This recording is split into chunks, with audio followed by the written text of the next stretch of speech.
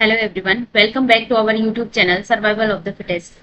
Last video में हमने HPSC assistant professor zoology का क्वेश्चन पेपर डिस्कस कर रहे थे, जिसमें 20 क्वेश्चंस हमने ऑलरेडी डिस्कस कर लिए हैं। अब जो नेक्स्ट रिमेनिंग क्वेश्चंस हैं वो डिस्कस करते हैं। तो इसमें next question is, if the amino acid side chains of a properly folded protein fail to get appropriately modified in Golgi, then it will be. So proper जो folding है, mainly to type की proteins होती हैं। एक secretary protein होती है, एक cytoplasmic protein होती है जिसके अंदर साइटोप्लाज्म में जो सिंथेसाइज होती है, और सेक्रेटरी प्रोटीन का जो सिंथेसिस है वो एंडोप्लाज्मिक रेटिकुलम के अंदर होता है, और ईआर के अंदर ही उसकी प्रोटीन की proper packaging and proper folding होती है।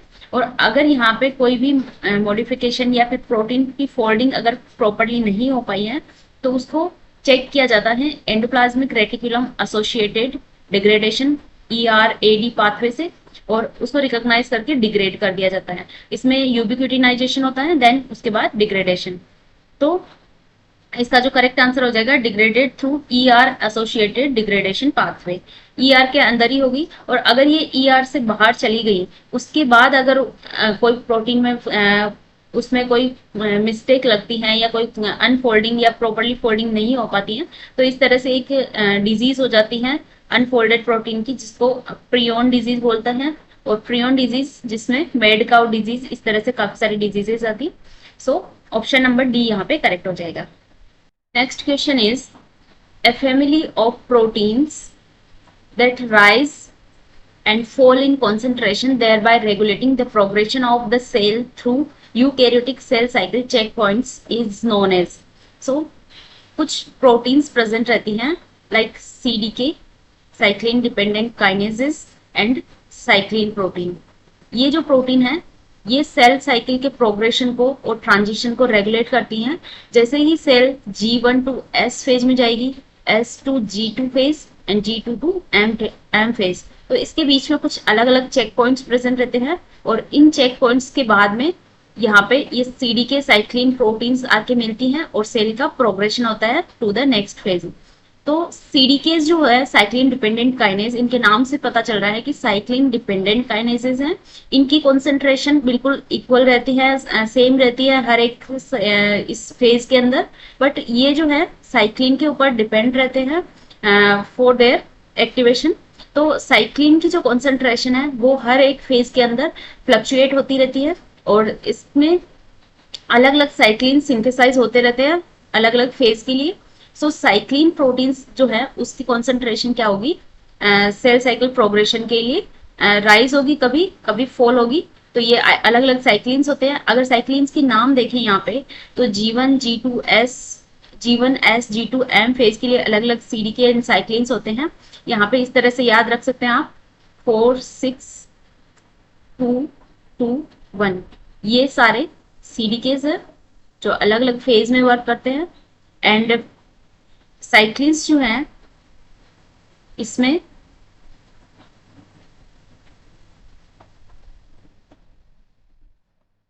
D E A and B, इस टाइप के साइक्लिन्स वर्क करते हैं यहाँ पे।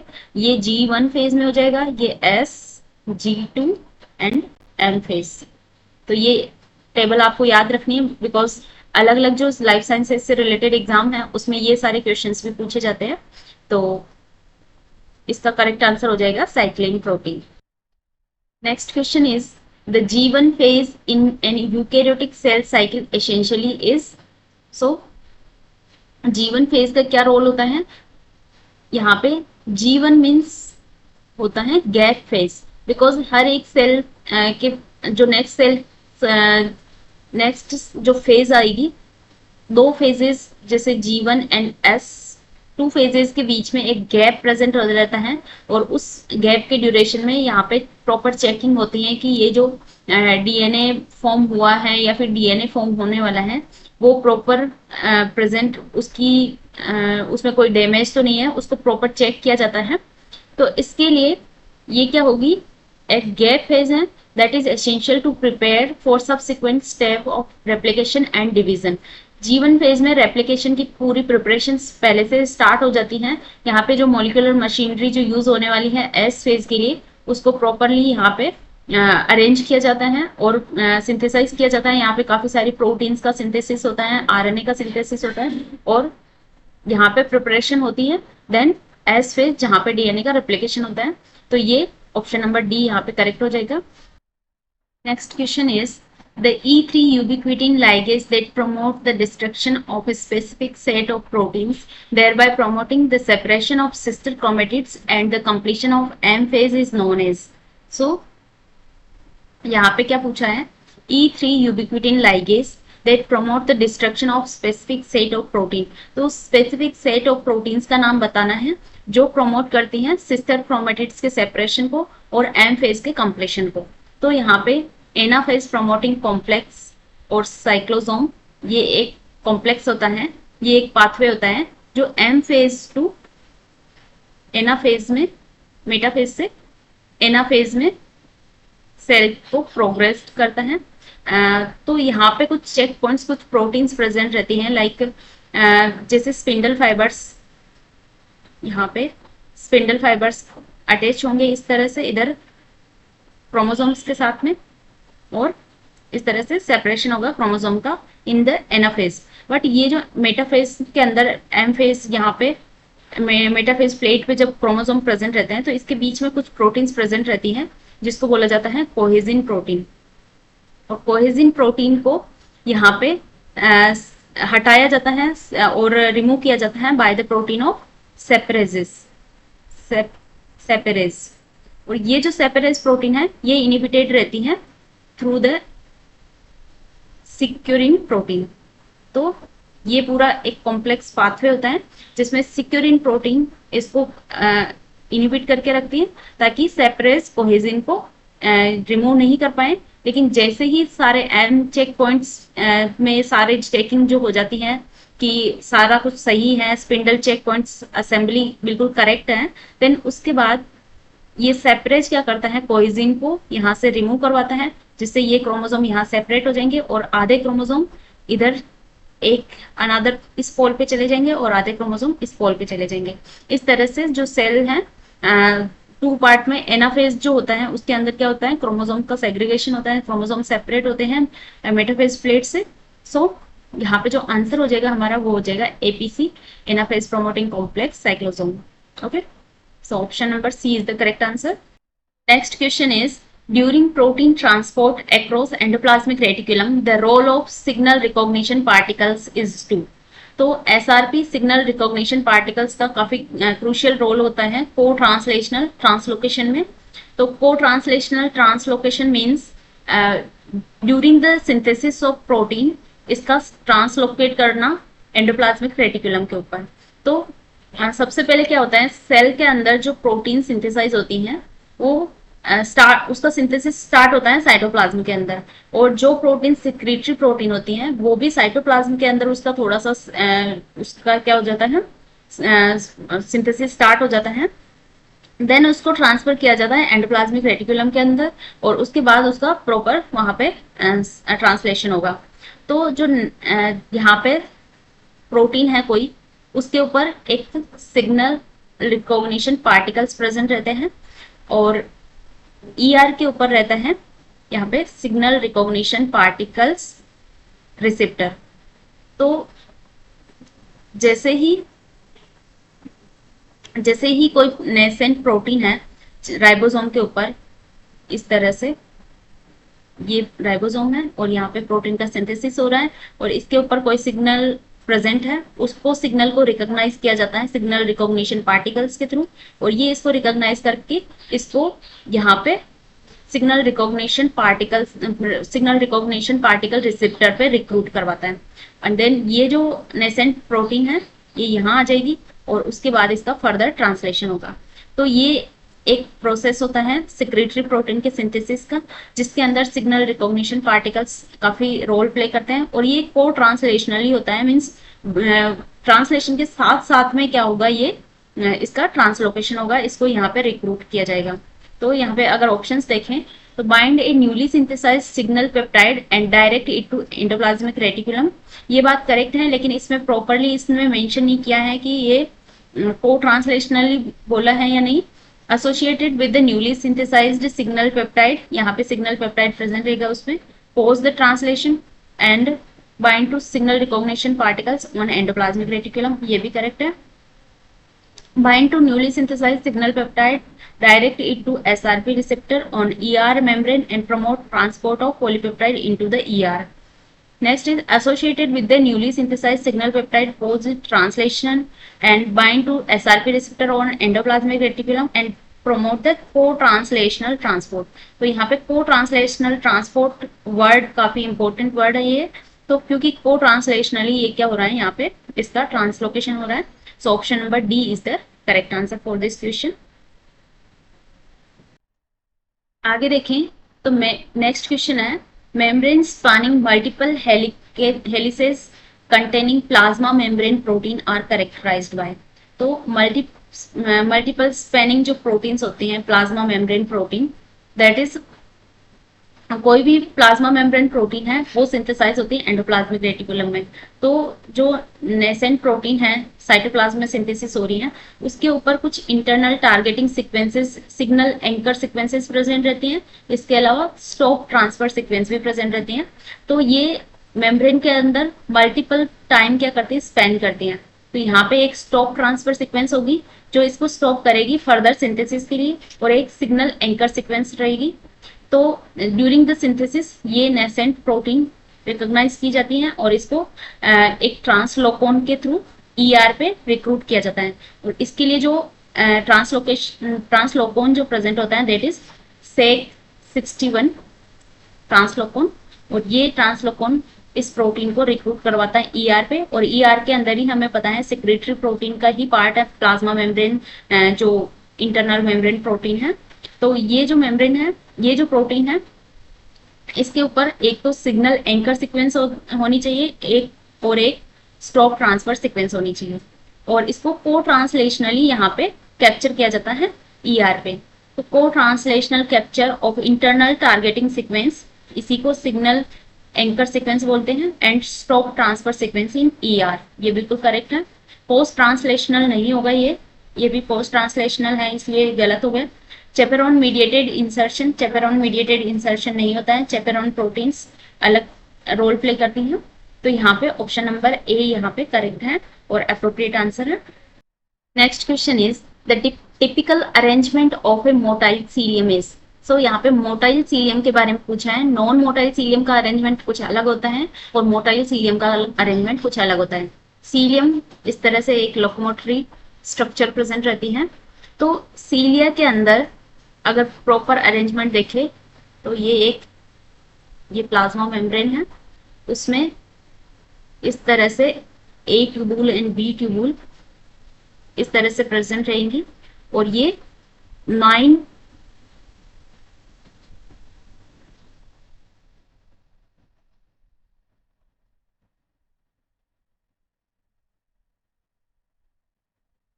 इस तरह से ये जो 9 ट्यूबुल हैं ये ए ट्यूबुल है, और इसके साथ दूसरी है बी ट्यूबुल। यहाँ पे अलग कलर से अगर रिप्रेजेंट करें तो इसके बीच में एक और प्रोटीन प्रेजेंट रहती है, इनको कनेक्ट करके रखने का काम करती है। इस प्रोटीन को बोला जाता है नेक्सिन प्रोटीन। एंड इसके अलावा यहाँ पे कुछ इनर साइड में इस तरह से प्रोटीन रहती है और आउटर साइड में भी प्रोटीन रहती है। ये जो प्रोटीन होती है दैट इज डायनिन प्रोटीन। डायनिन प्रोटीन ये जो ग्रीन कलर में है। इसके बाद यहाँ पे सेंटर में 2 ट्यूबुल्स प्रेजेंट रहती हैं, ए एंड बी ट्यूबुल्स। तो ये जो अरेंजमेंट हो गया ये हो गया 9+2 का अरेंजमेंट। इसके साथ में ए ट्यूबुल एंड बी ट्यूबुल के जो प्रोटोफिलामेंट्स हैं, ए ट्यूबुल में यहाँ प्रेजेंट रहते हैं टोटल 13 प्रोटोफिलामेंट्स, एंड बी ट्यूबुल में प्रेजेंट रहते हैं यहाँ पे 10 प्रोटोफिलामेंट्स। 10 या फिर 11 प्रेजेंट रहते हैं। ये स्पीशीज पे डिपेंड करता है कि कौन सी स्पीशीज है, स्पीशीज टू स्पीशीज ये वेरी करता है। तो यहाँ पे डायनिन प्रोटीन रहेगी tubules A tubule and B tubule है, तो 9+2 का अरेंजमेंट है। और ये टू जो है ये सेंटर में प्रेजेंट रहेंगे, ये इनर शीथ है। इसके साथ साथ यहाँ पे कुछ रेडियल स्पोक्स भी प्रेजेंट रहते हैं इस तरह से। तो ये प्रॉपर एक मोटाइल सीलिया की स्ट्रक्चर है।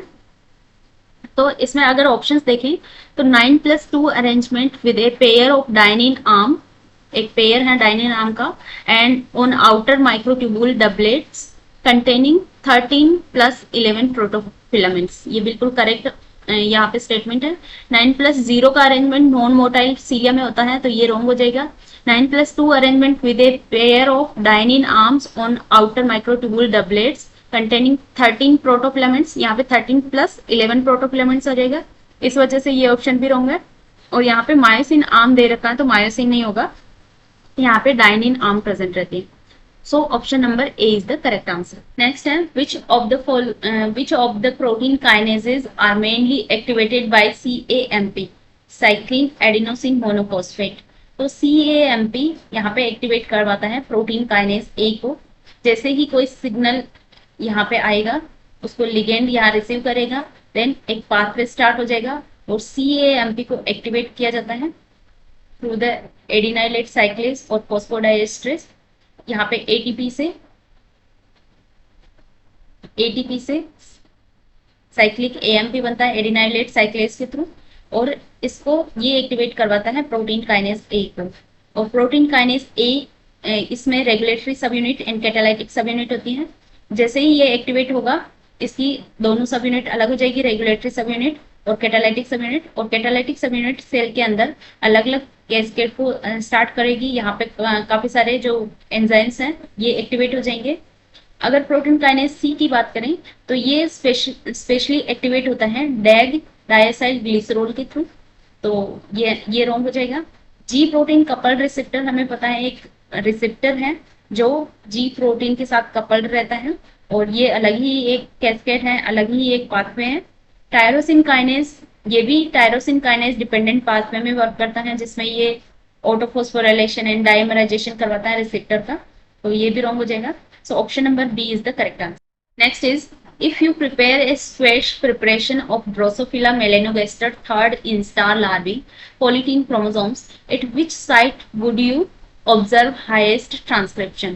तो ड्रोसोफिला मेलेनोगेस्टर का जो थर्ड इंस्टार लार्वे होता है उसके अंदर स्पेसिफिकली स्क्वैश प्रिपरेशन के लिए that is taken from the salivary gland, chromosomes are taken from the salivary gland, and this is mainly जो highest transcription present in the pups, because chromosomes are present in the this is the pups, or these pups are clearly visible all the developmental stages. So pups is the correct answer. Balbini ring is also a specific type of pup which is generally or specifically present in the Chiromonas larvae, जो कि Drosophila का larvae नहीं है। तो Drosophila के अंदर कुछ specific tissues के अंदर बाल्बिनी रिंग्स प्रेजेंट रहती हैं, लेकिन ये जो मेनली प्रेजेंट रहता है ये कायरोमोनास लार्वी के अंदर रहता है। तो अगर ड्रोसोफिला मेलेनोगेस्टर का अगर स्क्वैश प्रिपरेशन करना है तो यहाँ पे यूज करेंगे हम पॉप्स का, not बाल्बिनी rings. So pops is the correct answer. Next is which of the following processes allow apolipoprotein B to be synthesized in the liver as 100 kilodalton protein and 48 kilodalton protein in the intestine? So this is the very interesting process because जो apolipoprotein है उसके लिए gene code होता है, that is ApoB gene which is present in the liver, और ये full length protein synthesise करवाता है, that is 100 kilodalton। और ये जो प्रोटीन है ये फंक्शनली एलडीएल प्रोडक्शन के लिए होती है, लो डेंसिटी लिपोप्रोटीन के लिए। और अगर यही प्रोटीन इस प्रोटीन को अगर इंटेस्टाइन के अंदर सिंथेसाइज किया जाए तो इसमें एक जो CAA ग्लूटेमाइन जो होता है उस कोड पे इसको क्या कर दिया जाता है, इसको स्टॉप कर दिया जाता है बाय UAA कोडोन्स, जो कि स्टॉप कोडन है, और इसमें ओनली 48 किलोडाल्टन की प्रोटीन प्रोड्यूस हो पाती है। और ये सारा मैकेनिज्म होता है, इसको बोला जाता है RNA editing mechanism, RNA editing mechanism. और ये मैकेनिज्म पोस्ट ट्रांसक्रिप्शनली होता है, जैसे ही आरएनए का सिंथेसिस होगा उसकी आरएनए एडिटिंग की जाएगी, देन उसको ये क्या हो जाएगा, ये प्रोटीन जो सिंथेसिस होगी वो कम जो अमाइनो एसिड है लो मोलिकुलर वेट की प्रोटीन यहाँ पे सिंथेसाइज होगी, क्योंकि इसमें पहले ही उसको क्या कर दिया जाता है, सीज कर दिया जाता है या फिर उसको स्टॉप कर दिया जाता है थ्रू द स्टॉप कोडन।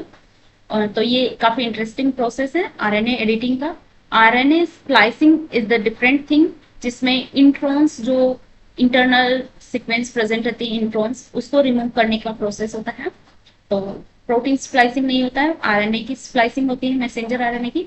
और डीएनए एडिटिंग भी नहीं होगा, ये ट्रांसपोज ट्रांसक्रिप्शनली प्रोसेस है। सो option number D is the correct answer. In this question asked about a non-competitive inhibitor of an enzyme does which of the following. So non-competitive inhibitor क्या करता है यहाँ पे? So this inhibitor specifically bind to the enzyme other than its active site. तो enzyme है, ये enzyme है, ये इसकी एक्टिव साइट है, तो ये यहाँ पे किसी अदर साइट पे ये बाइंड करेगा। तो इसका केएम से कोई लेना देना नहीं है, बिकॉज जो सबस्ट्रेट बाइंडिंग जो होती है इसकी एक्टिव साइट पे वो डिपेंड करती है केएम पे और एफिनिटी पे। तो एफिनिटी से इसका कोई लेना देना नहीं है, केएम यहाँ पे सेम रहेगा, तो केएम का डिक्रीज इंक्रीज नहीं होगा यहाँ पे। तो ये दोनों ऑप्शन तो एलिमिनेट हो जाते हैं यहाँ पे। और वी मैक्स कभी भी इंक्रीज नहीं हो सकता है, वी मैक्स ऑलवेज कभी या तो ये डिक्रीज होगा या फिर ये सेम रहेगा। तो इसमें ये सबस्ट्रेट के अदर साइड पे एंजाइम के अदर देन एक्टिव साइड पे बाइंड करता है, तो ये वी मैक्स जो वेलोसिटी है सबस्ट्रेट बाइंडिंग की उसको जरूर चेंज कर सकता है। तो इसमें वी मैक्स यहाँ पे डिक्रीज हो जाएगा और बाकी के एम यहाँ पे सेम रहेगा। इसमें एक टेबल है जो आपको याद कर लेनी चाहिए, क्योंकि ये जो क्वेश्चन है हर एक लाइफ साइंसेज से रिलेटेड एग्जाम में पूछा जाता है। कभी इसमें कॉम्पिटिटिव इनहिबिटर के बारे में पूछते हैं, कभी नॉन कॉम्पिटिटिव और कभी uncompetitive. So competitive, non competitive and uncompetitive. तो इसके अंदर वी मैक्स क्या होता है और के एम की क्या सिचुएशन रहती है।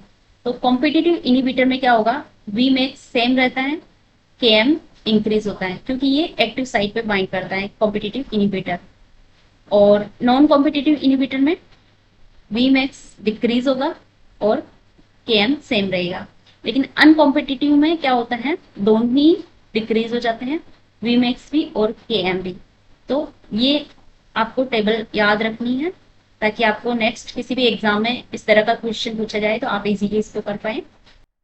नेक्स्ट क्वेश्चन में पूछा गया है, blood glucose is generally maintain at concentration of 4.5 to 5.5 millimole per litre but may rise to 6.5 to 7.5 millimole per litre after feeding और decrease to 3.3 to 3.9 millimole per litre in the fasting state. तो basically इसमें पूछा गया है, which enzyme plays an important role in regulating blood glucose level after feeding. तो feeding के बाद में कौन सा एंजाइम है जो ब्लड ग्लूकोज लेवल को रेगुलेट करता है। तो इसका जो आंसर हो जाएगा वो हो जाएगा ग्लूकोकाइनेज। ग्लूकोकाइनेज एक आइसोफॉर्म है हेक्सोकाइनेज की। हेक्सोकाइनेज जनरली सारे टिश्यूज के अंदर जो ग्लूकोज को ग्लाइकोलाइसिस के थ्रू एटीपी में कन्वर्ट करना है या फिर उसको ग्लाइकोजन के फॉर्म में स्टोर करके रखना है, ये सारा काम करवाता है हेक्सोकाइनेज।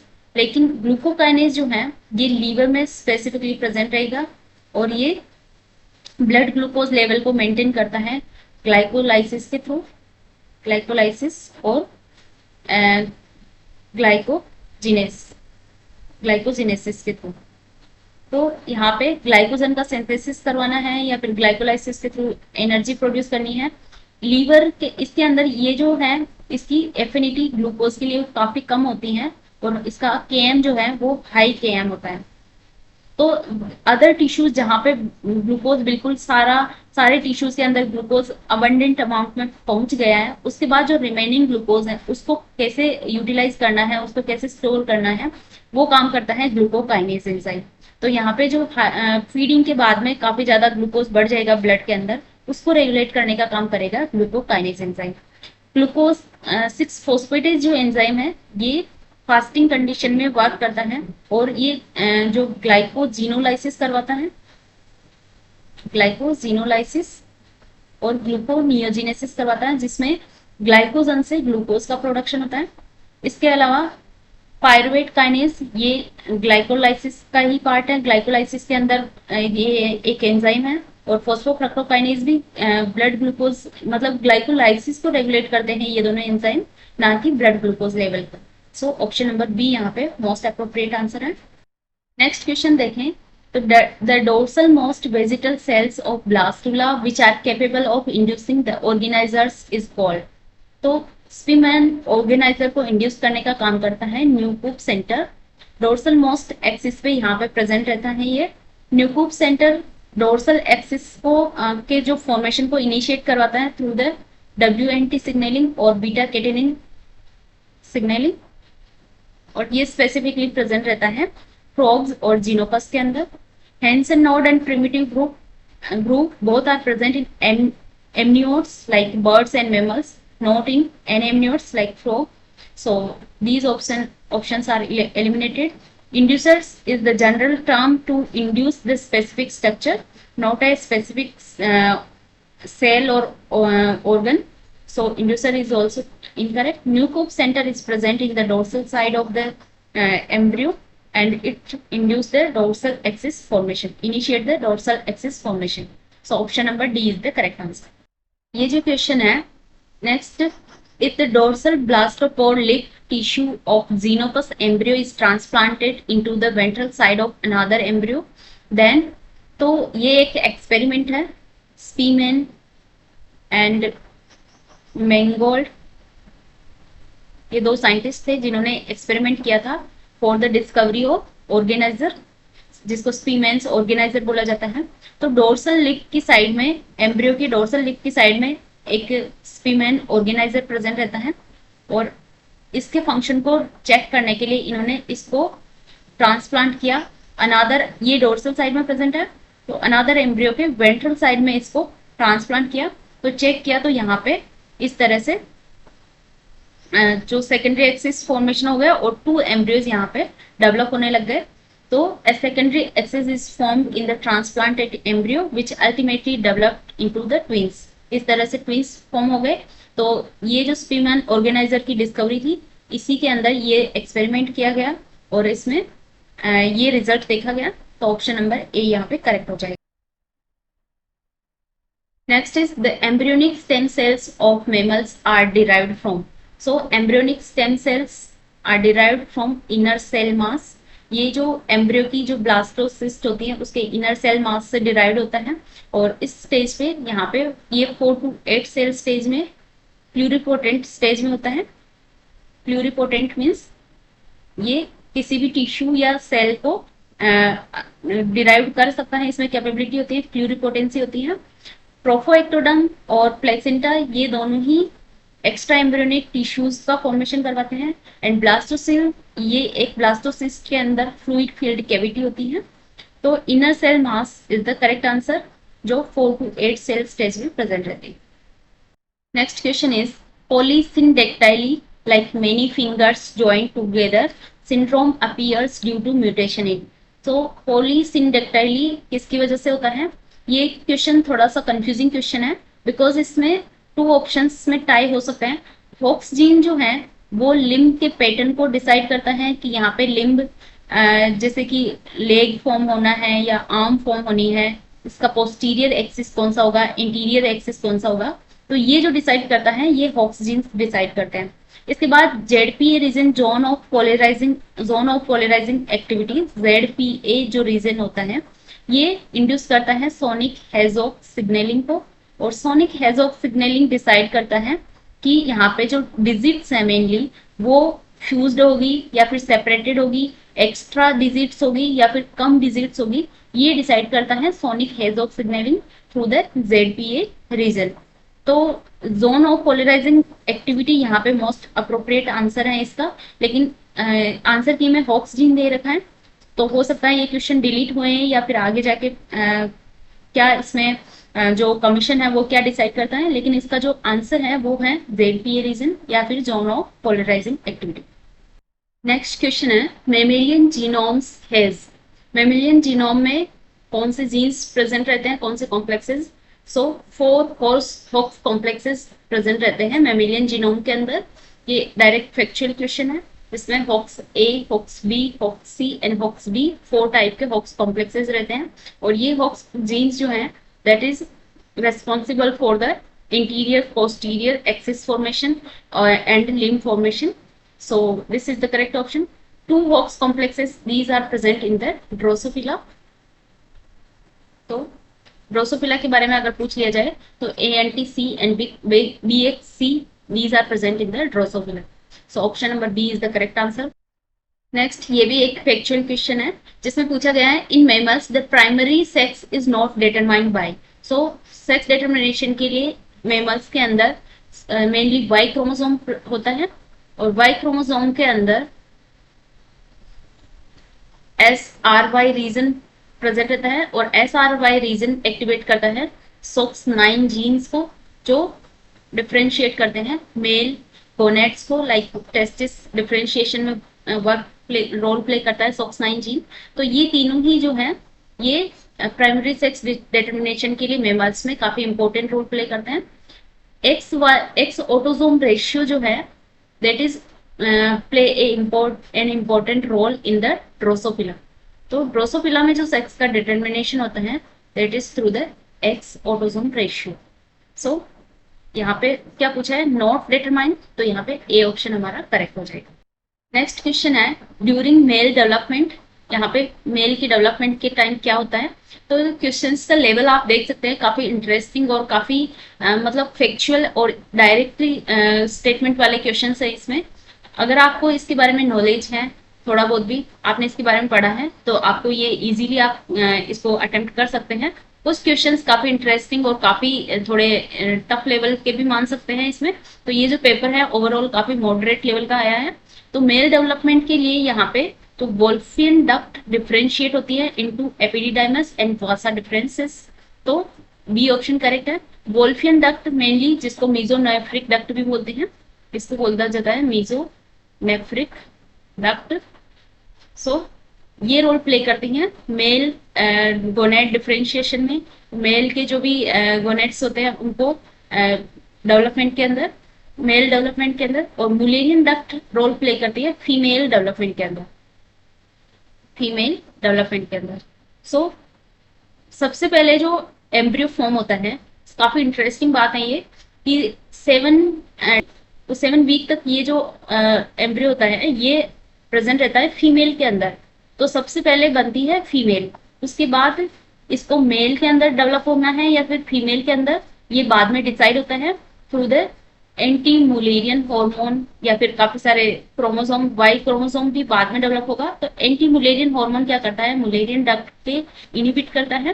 देन उसके बाद मेल का डेवलपमेंट होता है through the Wolffian duct differentiation. So option number B यहाँ पे करेक्ट हो जाएगा। Next is the term epimorphosis is used for. So epimorphosis is the type of regeneration where redifferentiation of adult structure followed by redifferentiation occurs. तो यहाँ पे जो tissue जो form हो रखा है उसका डी-डिफरेंशिएशन होगा, देन उसको करेक्ट फॉर्म किया जाएगा बाय द रीडिफरेंशिएशन। इसको बोला जाता है एपिमॉर्फोसिस। So this process is generally present in the amphibians like salamander.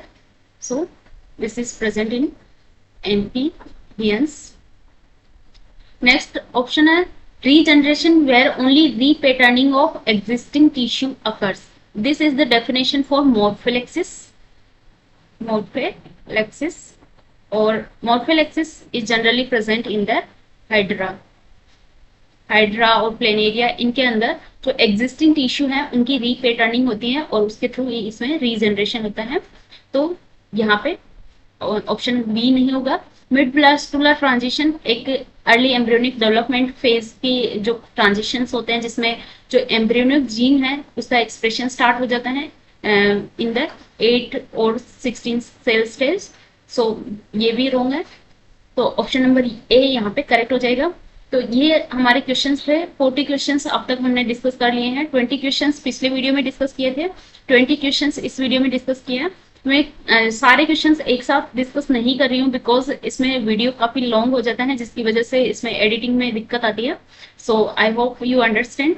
और अगर ये वीडियोस आपके लिए हेल्पफुल रहा हो तो आप वीडियो को लाइक जरूर करें और अपने फ्रेंड्स के साथ भी शेयर करें।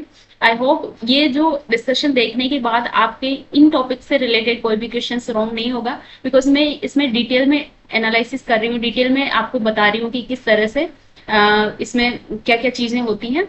और अगर आपका और भी कोई सजेशन हो तो आप मुझे बता सकते हैं कमेंट सेक्शन में। मिलते हैं नेक्स्ट वीडियो में रिमेनिंग क्वेश्चंस के साथ। Till then take care, bye bye.